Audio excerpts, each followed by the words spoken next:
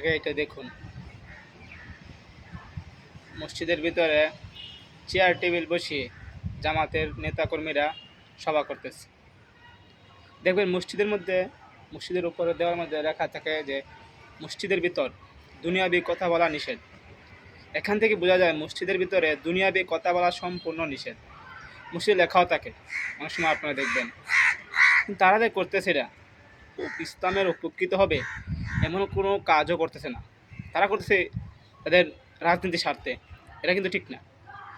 বদলে যদি এই জায়গার মধ্যে বিএনপির নেতাকর্মীরা সভা করতো, তাহলে তারা অনেক চিল্লাফাল্লা করতো যে এই বিএনপিরে তারা মসজিদের ভিতরে গিয়ে দলীয় সভা করে।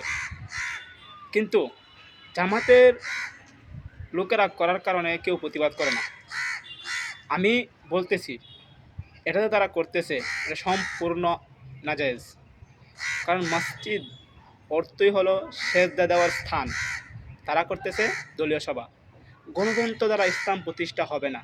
তো গণতন্ত্রের জন্য তারা মসজিদের ভিতরে কেন চেয়ার টেবিল বসিয়ে দলীয় সভা করবে? তারা দলীয় সভা করবে তাদের বিভিন্ন এই রুম ভাড়া করে বা বিল্ডিং তৈরি করে সেখানে দলীয় সভা করুক, কেউ তো আপত্তি করবে না। তারা যে দলীয় সভা করতেছে তাদের কারণে মানুষ কোথায় গিয়ে নামাজ পড়বে? আমার প্রশ্ন হলো এটা। মসজিদের ভিতর দলীয় সভা করা যাবে না। আমাদেরকে এর প্রতিবাদ করতে হবে। কারণ মসজিদ হলো সে নামাজ পড়ার জায়গা, ইবাদত করার জায়গা। এটা তো তাদের ইবাদত না, এটা দলীয় সভা, দলীয় স্বার্থে গণতন্ত্র যেন তারা মসজিদের ভিতর গিয়ে কি কী করতেছে? দলীয় সভা করতেছে। এটা কিন্তু সম্পূর্ণ নাজায়েজ। এটা দুনিয়াবি কথা, এটা আখিরাতের কোনো প্রশ্নই ওঠে না। ভিডিওটি ভালো লাগলে শেয়ার করে দেবেন।